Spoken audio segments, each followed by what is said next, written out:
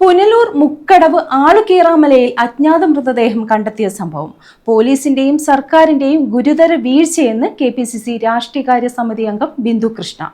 Case ക്രൈംബ്രാഞ്ചിന് കൈമാറണമെന്നും അവർ ആവശ്യപ്പെട്ടു. പുനലൂർ മുക്കടവ് ആളുകേറാമലയിൽ അജ്ഞാതനെ കൊല്ലപ്പെട്ട നിലയിൽ കണ്ടെത്തിയിട്ട് 2 ആഴ്ച പിന്നിടുമ്പോഴും കൊല്ലപ്പെട്ടത് ആരാണെന്ന് ഇതുവരെയും കണ്ടെത്തിയിട്ടില്ല. പോലീസിന്റെയും സർക്കാരിന്റെയും ഗുരുതര വീഴ്ചയാണിതെന്ന് KPCC രാഷ്ട്രീയകാര്യ സമിതി അംഗം ബിന്ദു കൃഷ്ണ പറഞ്ഞു. 2 ആഴ്ചയോളമായി നിരവധി തെളിവെടുപ്പുകൾ നടന്നിട്ടുണ്ടെങ്കിലും കൊല്ലപ്പെട്ടത് ആരാണെന്നും കൊലപാതകി ആരാണെന്നും ഇതുവരെ കണ്ടെത്തിയിട്ടില്ല. നടപടി ആവശ്യപ്പെട്ട് നിരവധി സമരങ്ങളും പ്രതിഷേധ പ്രകടനങ്ങളും നടന്നിട്ടും അന്വേഷണത്തിന് ഒരു പുരോഗതിയും ഉണ്ടായിട്ടില്ല. കേസ് ക്രൈംബ്രാഞ്ചിന് കൈമാറണമെന്ന് പുനലൂരിൽ മാധ്യമപ്രവർത്തകരോട് സംസാരിച്ചുകൊണ്ട് ബിന്ദു കൃഷ്ണ ആവശ്യപ്പെട്ടു. നിലവിലെ പോലീസിന്റെ അന്വേഷണം തൃപ്തികരമല്ലാത്ത സാഹചര്യത്തിലാണ് വിവിധ പ്രതിഷേധങ്ങളും സമരപരിപാടികളും പുനലൂരിൽ സംഘടിപ്പിച്ചു വരുന്നത്.